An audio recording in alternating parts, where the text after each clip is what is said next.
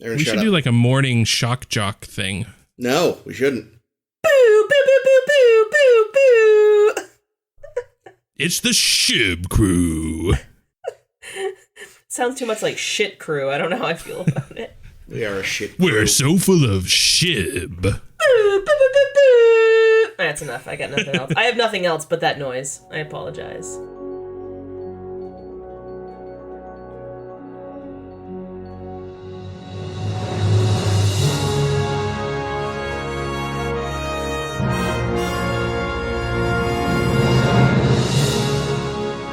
Hello and welcome to A Star to Steer Her By, episode 177. Ow, ow! I'm Chris, and joining me today are... Ames. Caitlin. And Jake. And today we're looking at a sneaky little two-parter. So sneaky! Yes, Improbable Cause and The Die is Cast. Alright, buckle up because we're doing both at once. Boom! In Improbable Cause, boom is appropriate because Garak's shop go boom. Odo begins an investigation and eventually works out maybe it was this ugly fucker named, Rataya. Ugly? I thought he was great. No, his design creeped me out. His whiskers were interesting. He had interesting loved him. beard whiskers. And he had Skittles in his hair, and he sold perfumes, and he was from the same class of creepy weirdo as sort of like Garak and Quark, like just obviously untrustworthy. And See, he reminded me, wasn't there a dude like him in the Dominion? Or is he just kind of similar? There was a merchant, the guy that wanted to buy Kira's earring. Yeah, he reminded me of him. Also, do you think... Wait, Wait, I have a question. If he had Skittles in his hair, do you think his byline for his brand was smell the rainbow?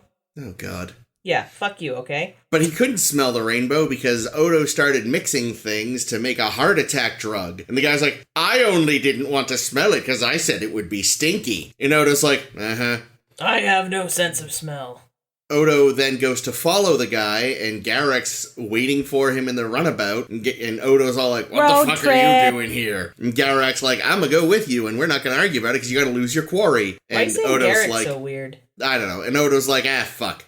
So they start pursuing Stinky Man, but right when he's about to go to warp, his ship goes kerblooey. And I miss when him. they analyze the bomb, they're like, oh, this is a sort of bomb fired by the Romulans. And now Garak is actually kind of like, oh, fudge, because he's like, why would the Romulans want to kill me? That doesn't make sense. But he didn't say fudge. And then Odo's like, oh, well, I have my sources. And he goes and talks to a man in a cave who's all like, whoa, Garak's not the only one that almost did the dying thing. And he gives him a list of names. And Garak sees those names and, like, legit shits himself. And then he does say fudge, because Bashir gives him some chocolates. That was a little earlier, but yes. Or is that later? No, it's later. It is? God, They talked about the chocolates already, though.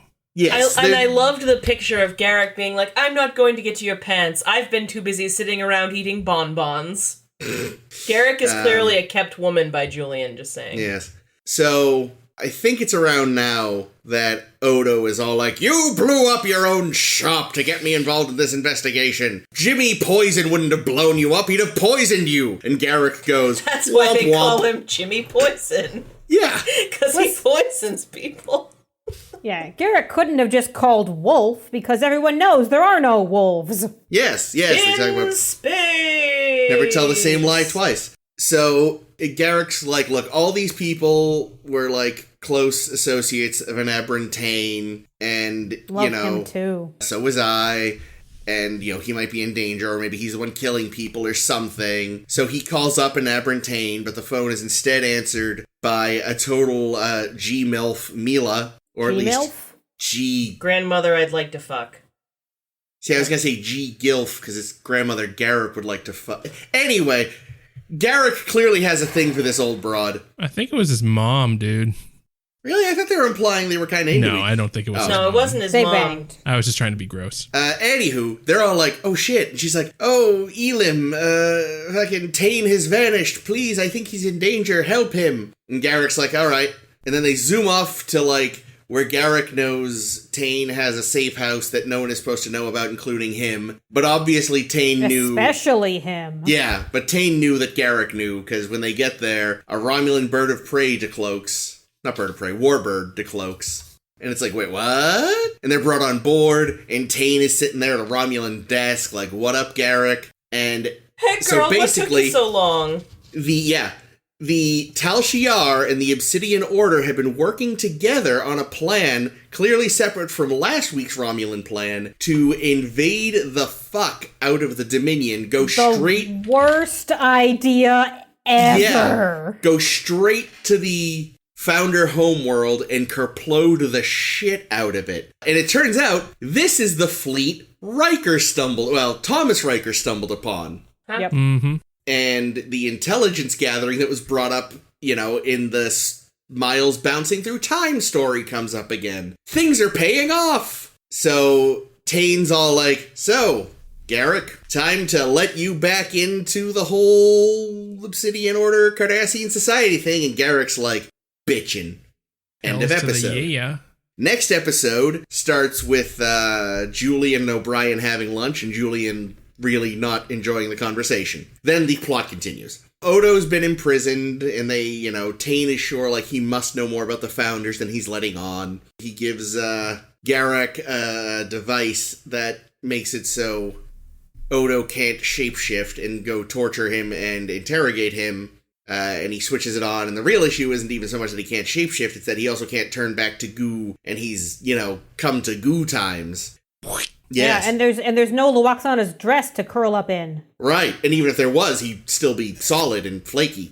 Eventually he breaks down and admits that, he would like to go and join his people, even though they suck. Garak... Dressed like Garak. Yeah, Garak has a feel bad because he's kind of lost his edge over the years. And then the plan goes to shit because... there was a traitor. They get there, they shoot the planet, and they're like, hooray! We fucked up the landmass. Great, how many changelings are dead? And they're like, beep, boop, boop, none. And someone goes, oh shit, they have a probe sending false data. They're like, oh god, the planet's been evacuated. Do changelings send out life signals? Apparently. Or some kind of signal they know how to read.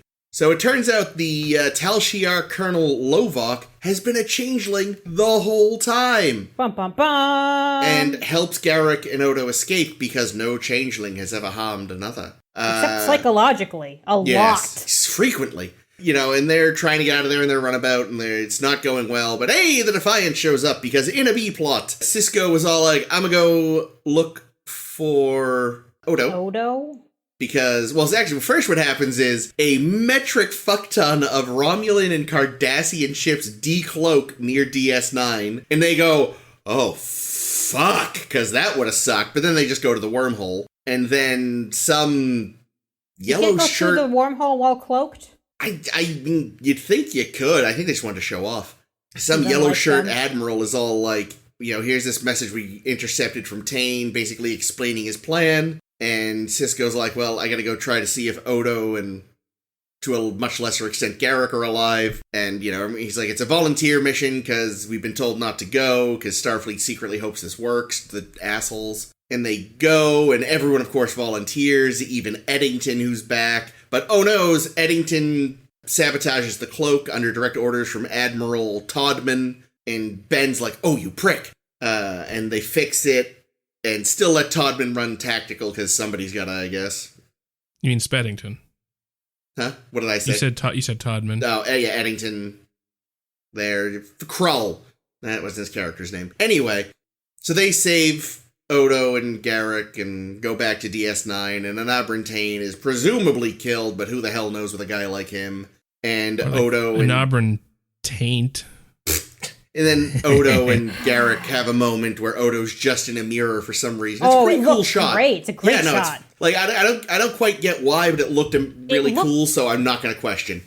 I'm sure we can talk about any, like, symbology and, like the imagery therein. And, like, it's like looking in a mirror because the two of them are so similar, and they both have the same kind of wish, and you wipe away the ash that's on top of it to see what's inside, and it was a very lovely shot. Were these both directed by Brooks, or just the first one? I didn't check. I think just the first one was directed by Brooks. Okay. Okay, well, I probably won't name this one after mirrors because I probably did that last week, but Yeah. So it's a two-parter that's very chain of command to me, because every single thing with Odo and Garak was fucking gold, and everything else I was just like, why is this happening? Why am I have this? You mean like the stuff on the Defiant? Every single thing that was on the Defiant. I mean, I like that we got Eddington back a little bit, and I like that we were reminded that he's kind of a tool. What the fuck was the plan, though? Because they swoop in to a battle with 150 Jem'Hadar ships and survive. Well, I think they survive because their ship is extremely maneuverable. And small.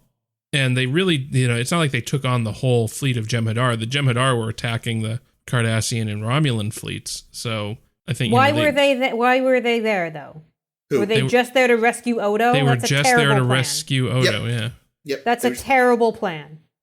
Well, it's a good thing they were there. Otherwise, they would have been deaded. It's a good thing they were there because it allowed the writers to give the Defiant something to do when they could have just found a better and a different way for Garak and Odo to escape. No, I don't know. I think that. I mean, I believe that Sisko would take the Defiant on a suicide mission to try and rescue Odo. One person. Yeah. He's Sisko. He's kind of nuts. He is nuts, but everyone else should have been like, dude, the Romulans and Cardassians have this covered. If we go out there, it's a bad thing. I find it interesting though that the cloaking device suddenly works. Like before, it didn't work on the Dominion, but now it does. Did they upgrade it at any point? I know the Romulans have been hanging around a lot. I assume it's the same one from before. You mean the one on the Defiant, right? Yeah, the one on the Defiant. Well, you just said they weren't targeting the Defiant so much. They had their hands full with Romulans and Cardassians. Well, yeah, but I feel like the Defiant should have gotten intercepted on its way to the battle, maybe. They weren't expecting the Defiant. They were expecting, because Lovak told them, Cardassians and Romulans, ahoy.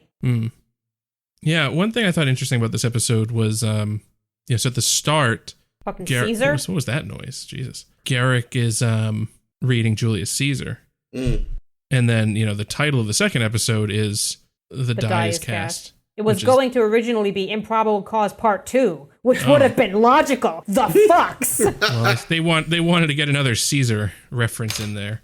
But other than that, I mean, and I guess, it's a cross the Rubicon moment. But what, were they trying to draw some kind of Brutus betrayal metaphor with Garak and the whole thing with Odo? Or they're just talking, I mean, obviously non-lethally, but alluding to Garak's presumed betrayal of Tain. Or they're talking about the changeling who literally has been acting like Tain's friend the whole time and blew the whole jig, right? I mean, that's what I assumed. I guess that's possible. This wasn't meant to be a two-parter. Really? They wrote Improbable Cause. They were already in the work of production of constructing the sets and shit to have Improbable Cause get filmed. Because they filmed it before Through the Looking Glass, which everyone will remember we covered last week, because they had to shift release order up so that Through the Looking Glass would be released earlier, because they get Improbable Cause. They couldn't figure out a way to write themselves out of it, because the whole plot is Garak blows up his own tailor shop because he's afraid he's going to get assassinated because of him killing Entek in Second Skin.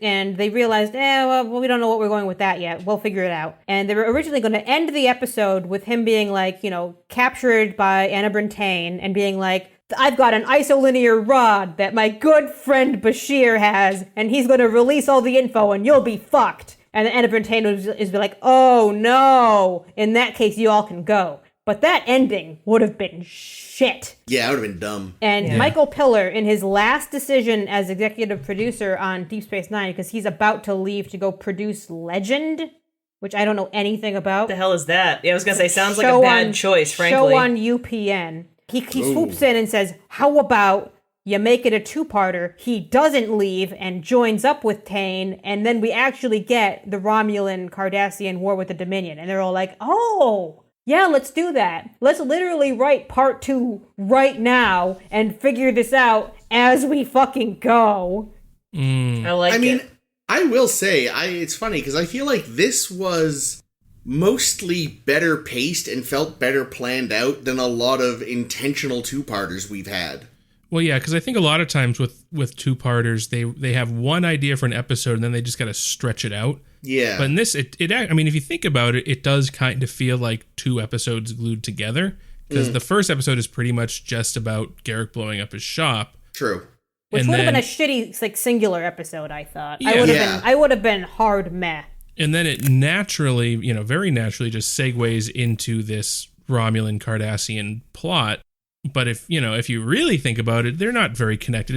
And the thread that connects those two is extremely thin because it's literally Tane wants to get rid of his old Obsidian Order buddies so that when he comes back, there'll be nobody that has any dirt on him. Like, that's the only connective tissue between the blowing up the shop plot and the war plot is like just Tane being Tane. So that does kind of, now that you mention it, that it was written that way, it's like, okay, that was kind of thin. But because it's Garak and Odo throughout both episodes, it actually kind of works.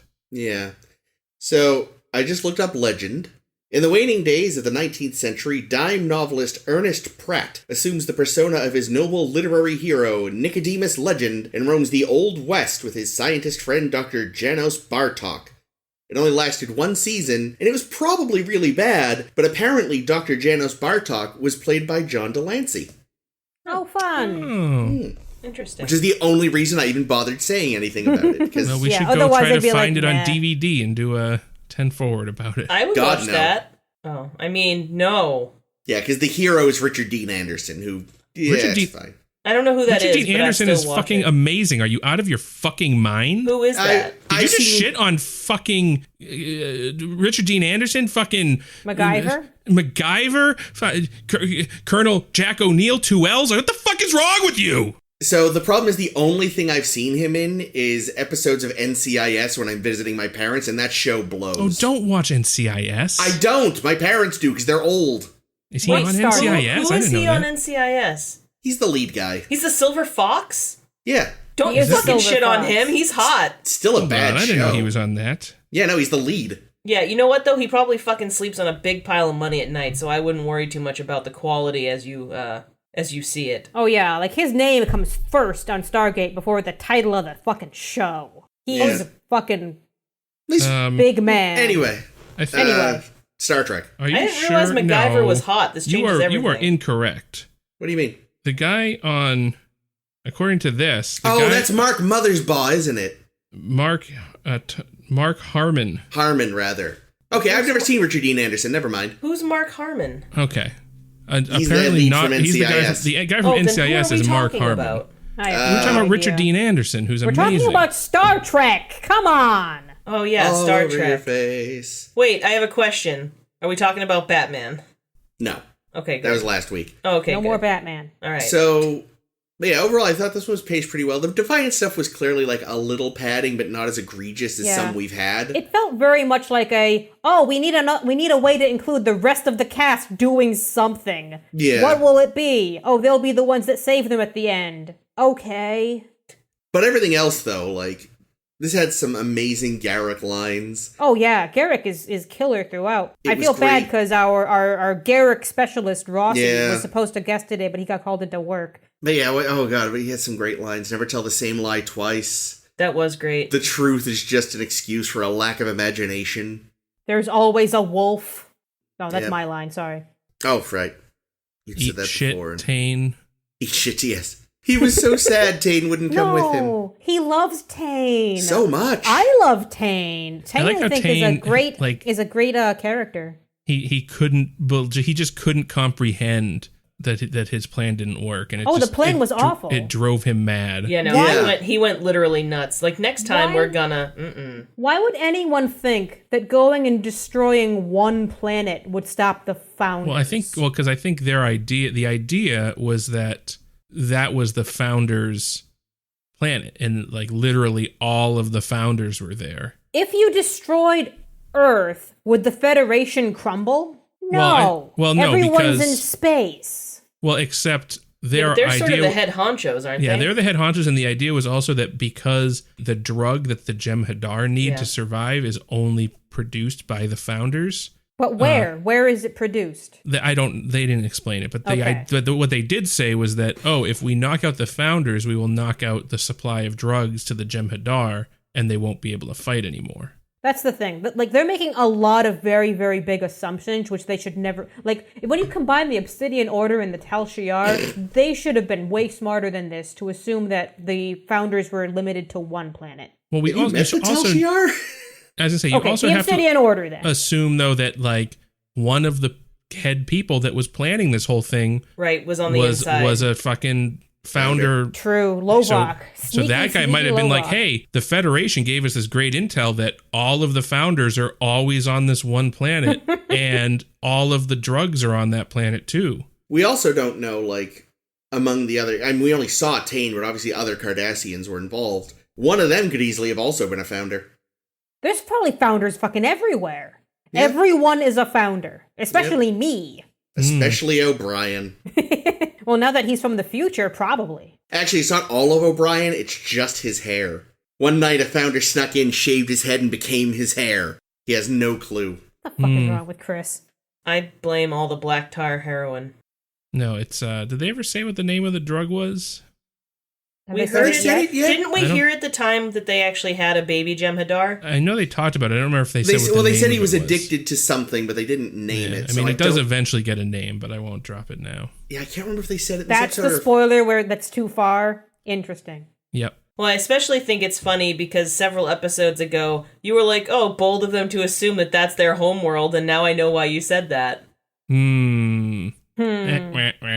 But it's true, though, right? Like, even if there wasn't a plot that the founders had infiltrated, it still seems crazy that they would let the location of their homeworld known to their enemies, regardless. So I wonder if this means, though, that Odo's little garden is all destroyed now. No, his garden was all just other changelings pretending to be trees. Damn it. That seems likely. Yeah, for some reason, I remembered this episode very differently, because I remembered the Odo getting tortured by Garak scene literally going on for the entire episode. Well, it And fucking felt that way. It was horrible to watch. Oh, it was one scene. It was one fairly short scene, and I was surprised, because I felt like we saw him in different stages, but we don't really. We see him realize, oh fuck, I can't change. And then we see him again. I don't know how many hours later it must have been. Probably many, because we didn't see him get that bad with Luoxana in the elevator. And then we see him fucking coming apart, like flaking to pieces for That a was quick horrifying. scene. Yeah. Like, for some reason, I don't know why, I felt like I really wanted to see the different stages, to see him hold out longer with Garak.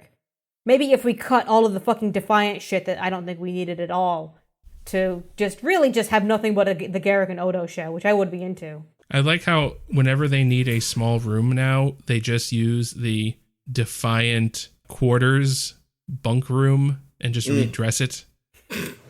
Like, I'm pretty sure that little interrogation room, because it had the bunks on the wall, so...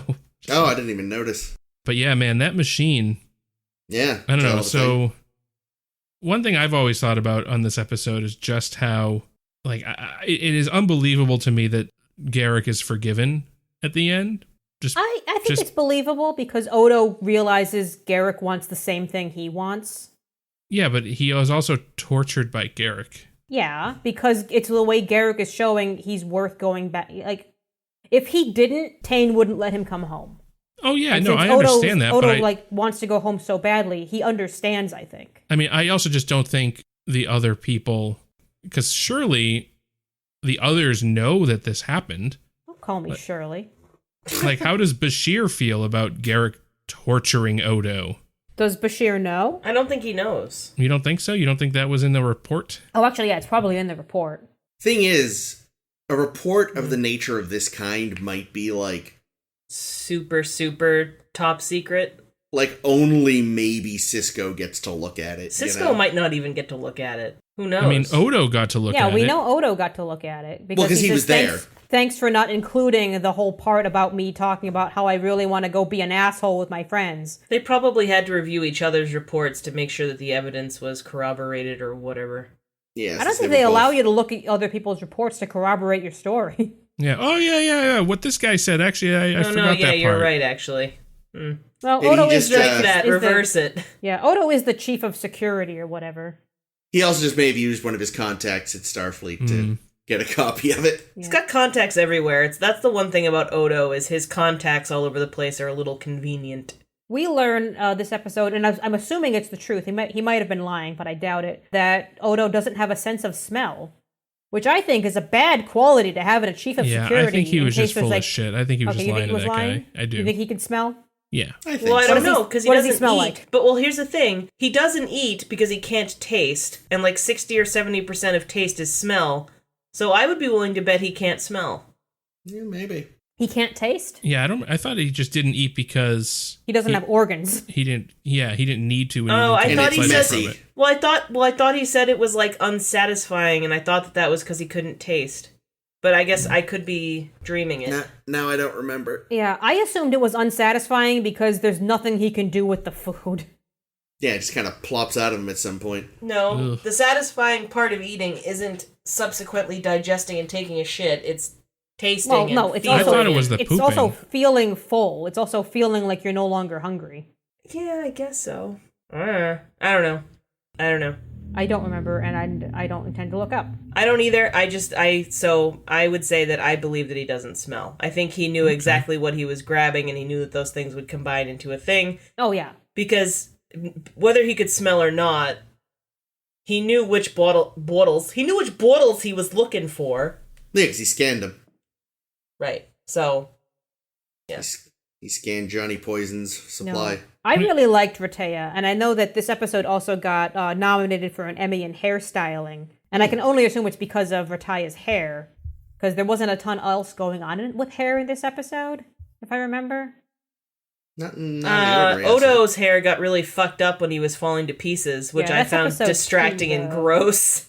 I was like, why is that happening?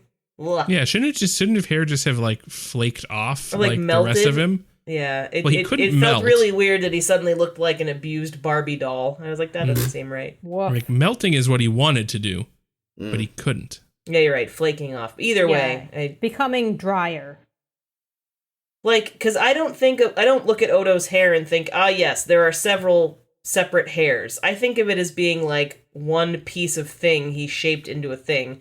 So I don't really necessarily think it could come like, Yeah. on whatever. I don't know. Maybe it is. Who knows? I did like, it's a nice little touch, Lovok, when Tane is like, "Oh, we got this new secret thing. You should go try it out on Odo." And Lovok was all upset about it. Like, "Oh, we didn't know about that." Yeah. Once you learn Respect. that he was a changeling. Yeah, it means a lot more when you realize, changes are like, Yeah. oh god, oh god, oh god, I could get fucked by this. Yeah. I don't know how they could have possibly made something like that and been sure it would work. I was actually kind of surprised that it actually was effective, because I was like, how would you even tested this thing? Well, they probably honestly have like samples of Odo. Probably. The Cardassian? Oh yeah, maybe they do. They probably got 'cause him from Dr. They've Morris' studied lab. Odo every which way. Like pulled off one of they his did a legs, lot of like studying. some kind of starfish shit. Either that, or they just have all of Mara's records, so they know Yeah, what Odo is that's more made out likely. of and what makes him tick. And how it should work. I in guess, but I theory. still don't think it would work right without having anything to test it on. Like, I think they would have to have samples. I don't think they could just have a record. Well, they might. I know the Little bits of writers Odo also hanging said, out. it's a good thing we wrote this out because this would be a great weapon to have against the Founders in the future. But oh no, their only prototype was destroyed in this battle. And it was Tal Shiar, or not Tal Shiar, the other one. The The Obsidian, Obsidian Order. Order. Yeah, so they probably didn't have good records on it either. Or Like, they you just feel like after know, they made the first one, they like burned the blueprints and then someone ate the ashes just to make sure. It's also possible that they made off with it. The Dominion got a hold of it That's true. and came up with a countermeasure. Well, that'd be smart. Yeah. So I have a question. I would like to know what the Cardassian version of Deep Throat is. Oh, And I would like to offer long neck. But I'm open to other suggestions. I don't know, but I thought sultry eyes was appropriate for given how it was shot. Sultry eyes would be good. That's true. I don't know what we're talking about right now. When the guy that Odo met in the cave. Yeah, because we never see his face. Oh, I don't want you to see me because I've changed my appearance. And I was like, wow, it just felt very... Do you know who that was? The actor? Val Ducat? No, that was the actor who played, because I know this came up earlier because Jake was like, I remember this guy. The guy who played Galt from TOS and Tumek in that episode with the Klingons. Remember Galt? What did Galt do? Remind me. Galt was in, the episode with the girl with the baked potato tits. Oh, he was yes, him, Galt. Yeah, I don't remember baked potato. I don't remember vampire. a baked potato tit or... Lady Gaga with the lime hair. He was the big vampire man that ran the games. Oh. Gangsters of Triskelion, that's what it was. Yeah, that's right. Holy shit. Oh, yes. I didn't remember his name. I don't... You're the one that... You're a couple episodes in... I know, I remember he was House in... of Quark. He was in like, House isn't of that Quark. that guy? Yeah, you've nailed that. But I didn't recognize him here because Yeah. It's just literally his eyes, only his saw his voice. eyes. You don't know him just from his come fuck me eyes? Yeah. Yeah, That it was was a what- pretty scene. It was, although it was kind of like, it didn't work for me. The one thing was just like, Odo's looking all around, Yeah. and the one thing he doesn't do is look up. Well, the guy told him not to look. He said, don't look at me. I don't want you to see me with my new face. Because Cardassians fucking really love getting plastic surgery. That's true. Maybe I don't it want was you to see my new botched. face. Is that he doesn't want him to see it yet because his episode of botched Cardassia hasn't gone live yet, and he He looks like handsome Squidward now. I mean, really, Odo, if you're told, don't look at me, you usually just sit and you plant and just look away. Yeah. Not whereas just Odo keeping was looking like, around. Yeah. so it was a little weird. It That just was felt like, weird, but the lighting scene in that was shot was good. great. but that one thing kept like distracting me. Like, Odo, just sit still. Yeah. It also not went take- on. It also went on forever, that scene. it was Yeah. really long. Yeah, And it was also just kind of... It felt like it was just thrown into the episode in a way, just to be like, okay, we need to join the we need to get Garak over to Taines, so let's do this. Let's have a big long scene, big long deep throat scene. Yeah, it's funny. It didn't strike me as being that long. I didn't notice. I found it very, very long, especially maybe because there were only so many ways that they were doing the filming shots. True. It's either look at Odo looking around or look at the informant's eyes. And that was basically the two shots they had for probably 6 or 7 minutes. I also True. just kind of wish that it was a character that we knew. You know? I mean, I like the idea that maybe it is, and we just don't know who it is. You know? After the plastic surgery, how would we know? Maybe it is Tumek. it was Maybe. actually literally just Garak Yeah. putting on a voice, It was keep him going in the right direction. It was the lawyer that defended O'Brien. You flatter me, sir. You flatter me. he's the Our best. listeners hate us. My goodness. But I'm amused, and that's all I care about. My first thought at the start of that scene was like, oh, hey, it's that cave where not Kira got almost eaten by a crystal. Mm, God, Yeah. I hated that fuck. God, it's that the episode played cave with of me and I Star hated Trek. it. Yeah. It's probably also the same cave that the fake device that Picard was looking for in Chain of Command was in. Yeah. The same one with, cave that Kirk found the Dick Rock in. Same cave with Worf and his half-brother. Same cave with where those aliens were eating souls from Time Oh, Zero. yeah. Oh, God, yeah. Somebody already say it's the same cave where John Luke Pickard almost got dead and Wesley had to Oh. save him. Oh, and Final Yeah, Mission. It's also that cave. I don't know. That one was full of ghosts. Listen, it was the only cave I could think of, okay? I just wanted to play the game. The cave game. Name that cave. Did anyone notice, and by anyone I mean Chris, did Chris notice that the Romulan costumes are new? Okay, I'm not gonna lie and say I definitely did, but I definitely thought something seems weird, but I don't know what. So they completely remade them finally. They did, because Ronald D. Moore fucking hated Romulan uniforms because it just looks like they put a quilt over a box. Yeah. Were these ones trimmer or something? They were no material at the very least, and I Okay. think they were probably like sleeker. Yeah, because I feel like the shoulders maybe weren't quite as they look upsetting. less like blankets. Okay. All right. I didn't, I'm not going to lie and give myself big points and say like, aha, but I did feel like something was weird, but I wouldn't have They noticed if just I hadn't looked read way it. boxier than usual. They Is that always this look episode? boxy. No, but like this episode in particular, I was like, Jesus Christ. I felt like they were looked made of super fucking cardboard. It felt like we'd gone back to the 60s, but instead of making the fucking sets out of cardboard, they just made these people's shoulder pads out of pizza boxes. See, I had felt like they looked super extra boxy in Visionary more than this. In Visionary, they were really boxy. Yeah, those are still the older costumes. They have new costumes for this one, and I think it might just be for the Tal Shiar. We'll see in the future, I'm sure. Yeah. We learned a lot about costumes because when Garak is always going on about Julian's pants, and I'm like, man, that's how much like work you have to put into cleaning the jizz stains on a Julian's pants. Oh. You have to blow up the tailor shop. Man, They're a lost cause, those pants. Shop's going down. I was all ready to make a crack about, that's gonna, ruin Julian's pants, but then Garak beat me to the punch. Yep. It he is still made of doesn't sass. make any sense to me why you would ever need pants or any clothes mended or altered in the fucking world of replicators. Listen, waste not, want not. What? I don't know. I mean, I could understand like a fashion design. You'd probably just like do it on a computer. Yeah, program it. And then make the dress He in a even mentioned replicator. his replicator making patterns, didn't he? Yeah. But like, But if he needed his pants mended, it might have just been a really simple, like, little stitch on the seam type of situation. he needed the crotch drop to accommodate his long balls. He is 30 now. I'm over 30 now, Garak. Gotta make room for my long balls.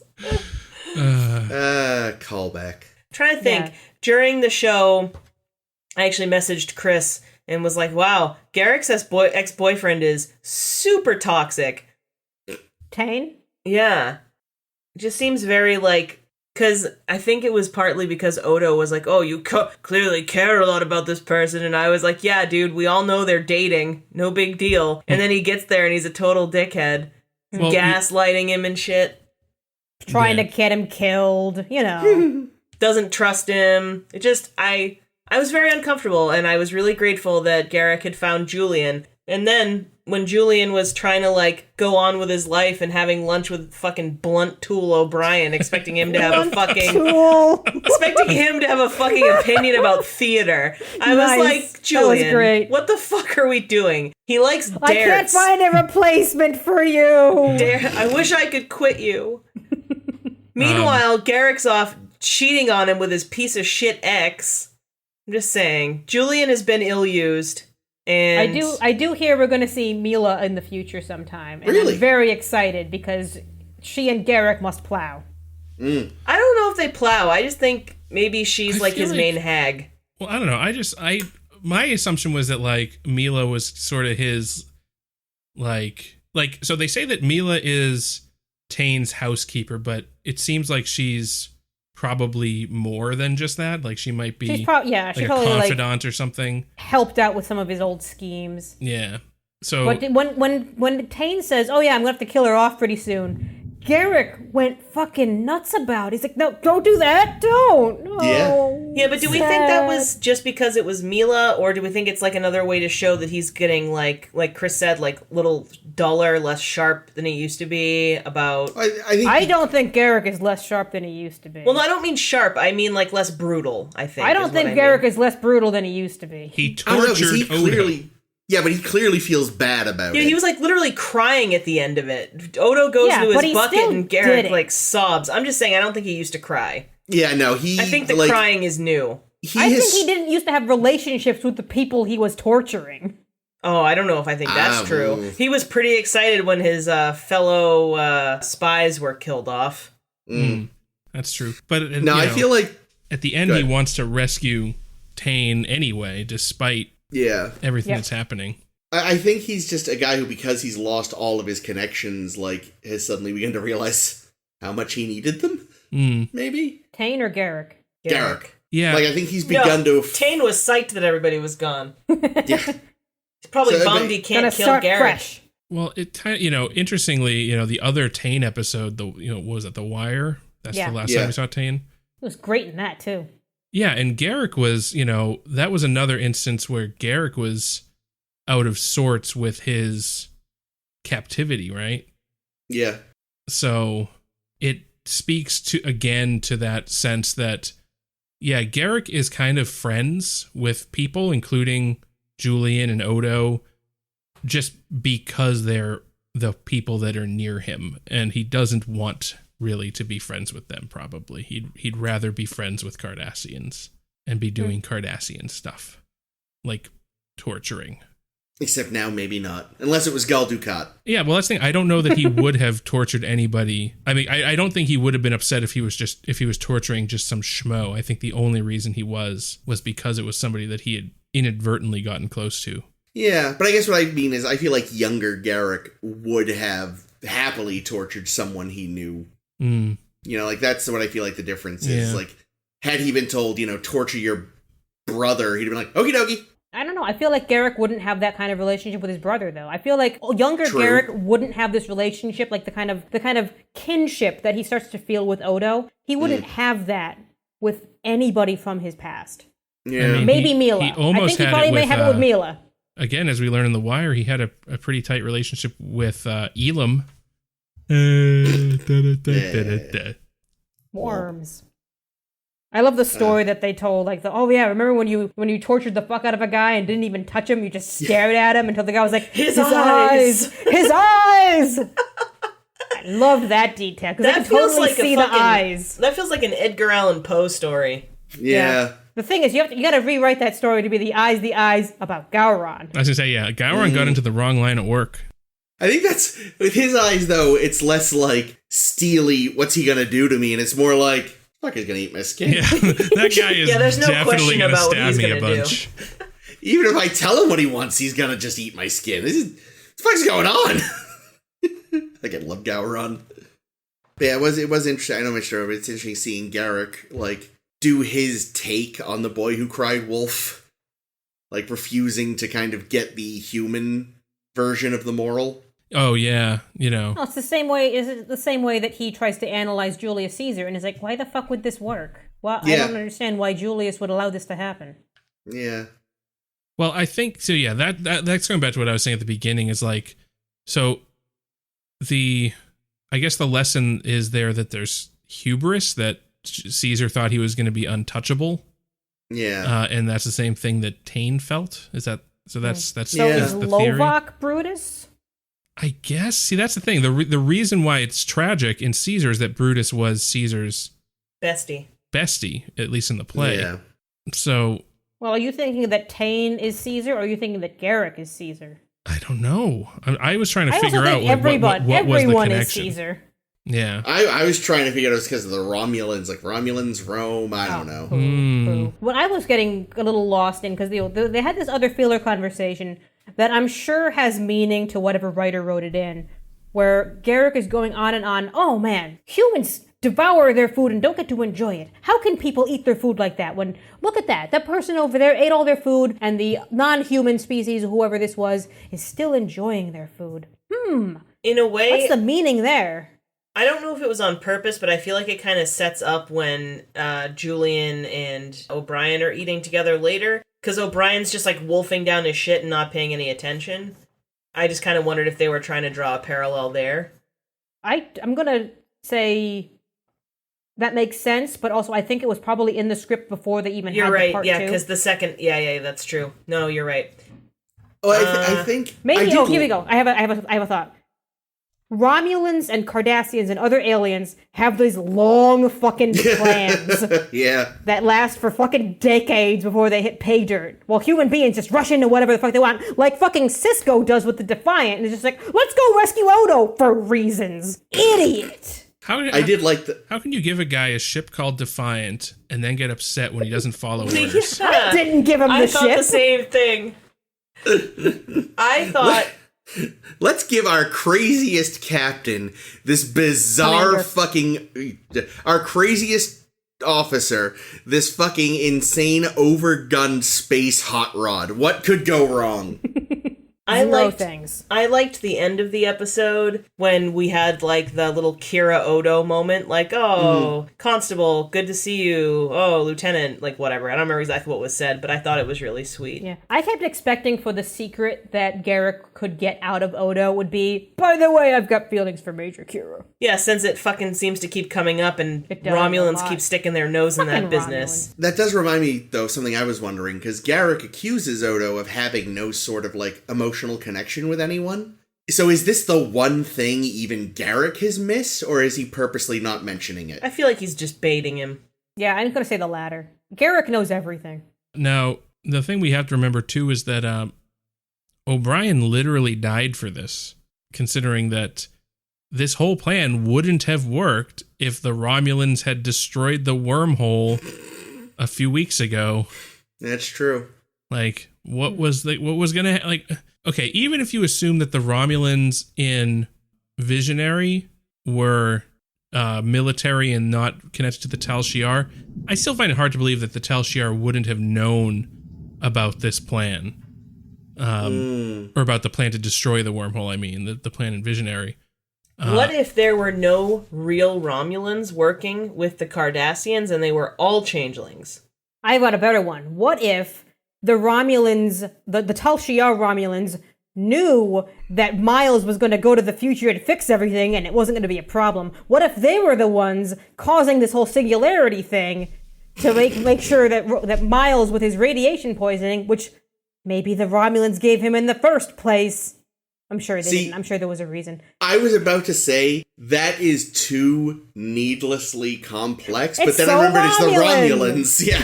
Like Cardassian plans are complex, but they make sense in the end. Romulan plans are complex and were thought up by Wile E. Coyote. Yikes. So you know what I'd like to think? I'd like to think that even though he was fucking with Julian, that actually that compartment is real and there is something in there if you went looking. Yeah, Julian totally ate something from Garak's quarter. I mean, it does. I was actually hoping it was just going to be chocolates. It does You know how he was justify like, I want to you me. to eat it. And he was like, what? And I expected him to be like, JK, that's where the rest of my chocolates are, and they'll go bad if I've gone too long. I love it. Because I've That- always that thought was that my isolinear headcanon. chips kind of look tasty. Like they might be made out of like They do. sugar or some kind of hard Well, candy. this is an isolinear Which rod, is he said. even They already better, look like right? they're root beer flavored. Yeah. I also Oh, you could suck on and be so nice. take that isolinear rod and stick it up your ass if I'm gone for more than 78 hours. Yeah, like I Keister said, it like I said, indefinitely. since this wasn't you done, Jake? Great. Yeah, like I said, since this wasn't anticipated to be a two-parter, and the isolinear rods would have actually been a thing if this had, cut off with just the one-parter. They kept the whole illusion or the whole reference to the isolinear rods in the rewrites to make this a two-part, which is like, let's just make it a joke between the two of them because they're such friends. Yeah, there's totally a compartment We don't have time to rewrite the whole scene. Keep whatever you can. Yeah. All right, so speaking of the Defiant, which we talked about a little bit ago, Eddington fucking sabotages some shit. And Yeah, it what was a so obvious, like they weren't trying to make it subtle. All No, those they were shots, not. Yeah, he all comes those right shots. out. No, but before that, they have like 2 or 3 shots where he's just like sitting and kind of looks over his shoulder, like dun dun That's dun dun. true. I'm clearly not trustworthy. I Also, just he's felt the like he only wasn't fucking comfortable. person in the room who we don't know. Like, obviously, I was like, he's either gonna break something or die. My God, it was Mirror Tuvok again. Yeah. But yeah, so he says, I don't send me to quarters, I want to stay and do all the work. What did he say? He says something to the fact of, I give you my word. I give you my You word. wouldn't- And Cisco's like, I always trust the word of someone in that uniform. I'm like, don't. Yeah, Never why? do that. Why? Just because they're in that uniform doesn't mean they're trustworthy, you fool! And literally, also, like, one would think that theoretically, since he was operating under Cisco, that his word has been given, even if not spoken aloud, to, like, not stab him in the back. Is he Brutus? You figured it out, Caitlin. I mean, Fucking it could Eddington, man. This is just another classic case of Cisco going, let's see where this goes. Yeah. You know, it's the weirdest man. It's a shame that they kerploded Remington, because this is basically just Remington, right? Like, he's just a character that's been added just so we can dislike them. What's a Remington? Wasn't that the guy that? Well, it's a gun. I think it's also a typewriter. Wasn't? Remember, there was that other security officer they introduced in like season 1 or 2. I'm talking about Fremen? No, Remington. Oh, the fucking who's the Remington? guy that did the inspection on the Enterprise and then turned out to be an alien, and then they shot him and blew up his head. TNG, yeah. Oh! Was it Remington? Wow, okay. No. Was somebody else? Wrigley? It was... What? I forget. The guy who got his head exploded. Yeah. What was his fucking And the only reason I bring him was- up is just because the whole idea that there's a character who's been introduced just to be an antagonist, and that's what it feels like with Eddington. Eddington? Where it's just like, yeah, okay. There's nothing likable about this guy. Yeah, because even like Primin, like Odo didn't like him, but he wasn't necessarily, like, he was a bit of a hayseed, so you felt like we as the audience were supposed to be kind of like, yeah, he's probably fine. Oh no, it was Remick, not Remington. Remick. Dexter Remick, there it is. That's what it was. Now I remember. I was this close to finding the episode. I was portmanteauing Remick and Eddington into Remington. Yes. Which, like I said, I think is a type of gun and a type of It is. typewriter. You're probably correct. Also, Remington Steele, TV show starring Pierce Brosnan. Also, Legend, a great TV show featuring the great RDA, and John Q. Delancey. I mean, it was a one-season Western on UPN. Dude, it's amazing. It's the best show ever. They would both later be featured in Stargate. Like, I think pretty much if not for Voyager, UPN wouldn't have lasted a year. Well, Voyager was like UPN was around UPN's for a long time. launch vehicle. Yeah, it was. UPN had Thursday Night SmackDown. They would have been fine for a while. Oh, I forgot they had wrestling. Is wrestling that That's popular right. that it could support a whole station? I mean, in the 90s, it was still pretty Really? huge. I never got into wrestling, so I never really Neither followed did it. I, but I had a lot of relatives I'm who pretty were. sure the so- 90s was when I was into wrestling, so yeah, I would confirm. This is the biggest on-screen battle that we've seen so far in Star Trek. Huh, They yeah, took makes sense. Yeah, they took 20 days of motion control shooting for all the special effects scene, which is a record Wow. for a 20 1-hour days? Holy shit. They had the most exterior ship scenes I think that we've seen so far. Nice. Yeah. It's nuts. Like, you know, with the time where the Defiant has to fly through some exploding Jem'Hadar ships. They're very proud of that and all that stuff. Yeah, I mean, it looked pretty good. Yeah, no, I mean, this is like... Admittedly, I was watching it on a tablet, but... Yeah. But again, I wonder... So those were shot. Those were filmed. Yeah. So they could actually upscale that, probably. Yeah. I know that one of the reasons why they, like... So, you know, they did the HD transfers of TNG. Mhm. And they were able to do that because everything was on film. So they were able to recut everything from the original negatives and then scan it at HD. But they did have to recomposite all of the effect shots, which was hugely Right. time consuming. But I know that another problem especially with DS9 and Voyager, is that in DS9 in the later seasons and in Voyager, they used more CG. And those were all done at video resolution. So, and I'm willing to bet that like effects like, you know, Odo melting are all done at video resolution. So those would all have to be redone. Yeah. So that's probably why we'll never actually get HD DS9, which sucks. Yeah. When I remember, too, they spent a lot of money on the TNG HD remasters, and they didn't sell as well as they'd Well, they were hoped they selling them would for like have. $100 per season. Yikes. It's like no one can afford that That'll shit. do it. For what? For TNG? Yeah. That's like $700 fucking I dollars. know. That's crazy. Who the fuck's gonna do that? Yeah, when they first came out with those DVDs, with those their Blu-ray sets, I'm pretty sure they were originally at like $100 per season. Yikes. That is woof. You know what though? Honestly, they probably did that knowing they weren't gonna get it, except from some of the really hardcore nerds. I don't know, because hope. they spent the money on it. I know it costs a lot of money. I just also think it was like the worst time too, because Blu-ray, even though it's still out today, and you can still get them, and a lot of people do, I still feel like it's playing second fiddle to streaming at this point. Oh yeah, I feel like people aren't buying this. Yeah, shit anymore. Blu-ray launched like right before streaming became huge. So. And people will buy a first run movie on Blu-ray maybe, but no one's buying TV series on Blu-ray at this point. Well, I'm definitely not buying them on Blu-ray if I already had them on DVD. That's for sure. And now you can get them streaming, which is the same quality as Blu-ray for the most part. Yeah, but like a lot of the time you can't get, you know what I mean? Like I feel like a lot of the stuff that I want to watch on streaming they just don't have. Oh yeah. Listen, you got to get the DVD so you get all the special effects and the bloopers. The bloopers. Oh, you can watch that shit on YouTube. Oh, that's probably that's true. You can see a lot of it on YouTube. Yeah. It's just such a weird media thing. Do you anybody remember in the 90s, or maybe it was like the early 2000s, there was a commercial, I want to say it was for a company called Quest Communications, and it's like this guy going to this shitty-ass hotel, like motel on an abandoned road, and it's really scummy, and he goes up to the girl at the counter, and he's like, I'd like a room, do you have air conditioning? She's like, no, we don't have air conditioning, and I don't remember what the whole scene was, but anyway, the end of the scene was, the hook on it was like, well, do you at least have cable? And she's like, well, we have every movie ever made in any language, day or night, at your thing. And I was like, no, I don't remember this. Oh, it was like, I remember seeing that all the time. Did anybody remember an IBM commercial voiced by Avery Brooks where he defines the word epiphany? No. Oh. No, you don't find that. That sounds good.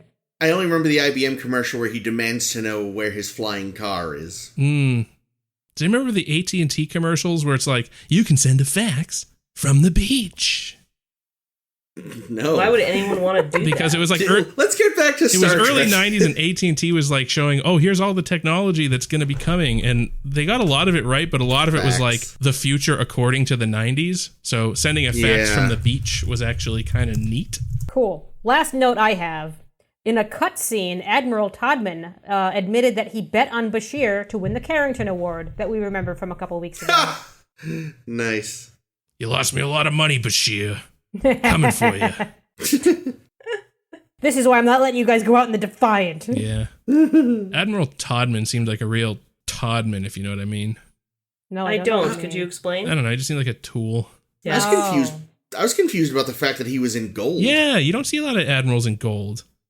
He's maybe the only uniform they had that was his size was a gold one. Maybe. And they were like, do you know how much money we just spent on this fight scene? We can't make a new Or maybe outfit. because he's kind of like a Starfleet security admiral as opposed to like a commander. Like do medical admirals wear blue? Probably. Are there medical admirals or did they just go into sciences? Well, I would imagine at the very least there must be like a Starfleet head of medicine who's probably an admiral. Yeah. Were those guys in court-martial admirals? Because they wore department colors. Probably. They probably were. With at least, I don't know, rear admirals, commodores, I don't know. Commodore O! Yeah. She was wearing gold, right? Yep. Oh, Commodore's I can just hear equivalent. Chris typing. Oh, sorry, I should have used my phone.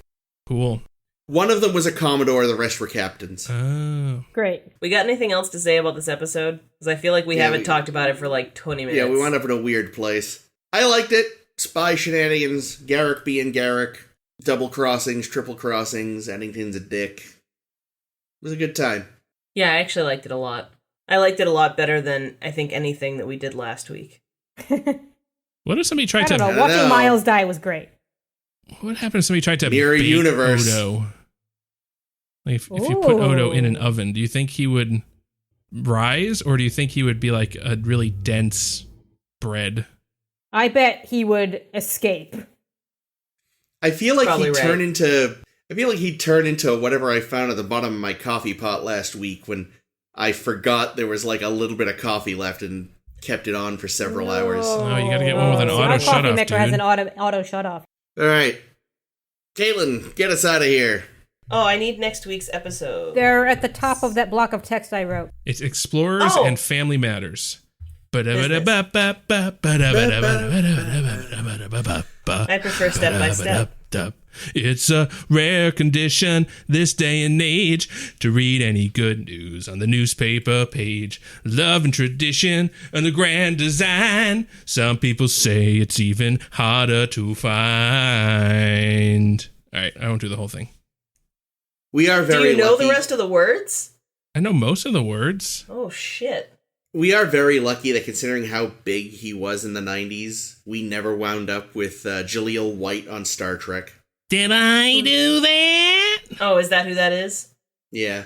Oh, I could imagine though if they would have put him in. They would have had him instead of Jake Sisko? what's her fucking name? The one that spilled the coffee on Picard. Oh, Sonia Gomez. Sonia Gomez. yeah. It would have been Urkel. Anyway, this concludes episode 177 of A Star to Steer Her By. Next week, we will do it again, talk about more Star Trek, and we will discuss episodes Explorers and Family Business. Once again, this week, we are completely bereft of rules of acquisition, which is a real Did fucking we even bummer. have Quark this week? Was he in it at all? You know, come to think of it, I don't think he was. Briefly, I think, where he was trying to convince Garak and Julian that he had a new lunch menu Oh, and that's they should right. come to his place. He don't he even brought them. remember that. He That brought was them weeks mimosas. ago. Was That was that- like 2 that was- weeks ago. No, Julian's and you 30th know why? birthday episode. And you know why Yeah. you thought of that, and why I agreed so quickly is because I was thinking about gay brunch mimosas, but that was actually Garak and Tane Yes. drinking their mimosas together. Yeah. Those look tasty. They did look So good. apparently Armin Uh, Sherman's glassware. ironclad contract didn't keep him in this episode. Well, I was gonna say It's too, not an ironclad contract. There are a number of episodes I he's know, not. but we've made a joke not about to- it before, so. Not to give away our timing, but did you guys see Armin Shimmerman's lovely tweet about I Renee? did, and I cried. Oh, It was so I did sad. not see it. He basically posted like "Happy birthday, Renee," and then he wrote like I "Oh, miss how you I so miss much." you" or Yeah. something, and I was like, ugh. So, but that led me to following Nana Visitor on Twitter, and she gave a great suggestion for how to make a great margarita. Oh. So it wasn't Ooh. all a loss. Anyway, speaking of all a loss, the time you spent listening to this, it's gone forever. But if I love that. But if you liked that and you want to hear more, you can find us, wherever you found us this time, but we're also on SoundCloud, Stitcher, Google Play, and Apple Podcasts. We have many places on the internet where you can check us out. We're most active on our Facebook, where you can find us by searching for A Star to Steer Her By. However, we are also on Twitter and Tumblr at SSHB Podcast, or you can visit our website, sshbpodcast.com. I have been Caitlin. this has been Chris. We've really fucked up the order. Yeah, it's me, then Jake, then Chris, then Yeah. Ames. So let's Oh, try it Try again. one more time. Okie dokie. This has been Caitlin. This has been Jake. This has been Chris. And this is always Ames.